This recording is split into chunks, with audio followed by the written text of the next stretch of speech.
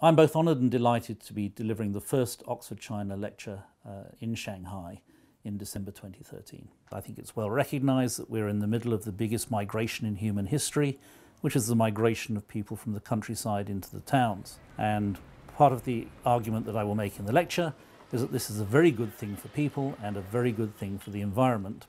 How can we actually take advantage of the trend towards urbanisation as a way to actually resolve a lot of the issues that we face with climate change? This means designing infrastructure, designing buildings in a way that we can reduce energy needs. It also means adapting cities, ensuring that they are capable of dealing with the inevitable degree of climate change that we are going to encounter despite our best efforts at mitigating greenhouse gas emissions.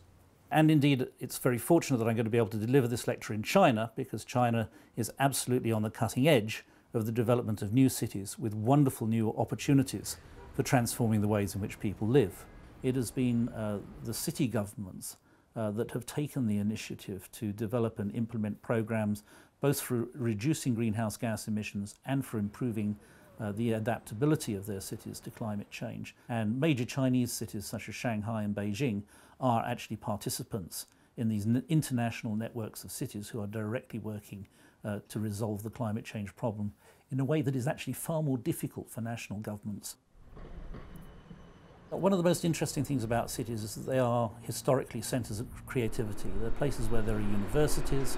They're usually built at crossroads or at estuaries or at trading points where information flows. And they're terribly vibrant places that produce new ideas and new ways of living and working. At the same time, as soon as you start to lay down the physical infrastructure of the city, the roads and the buildings, you tend to lock into very, very long timescales.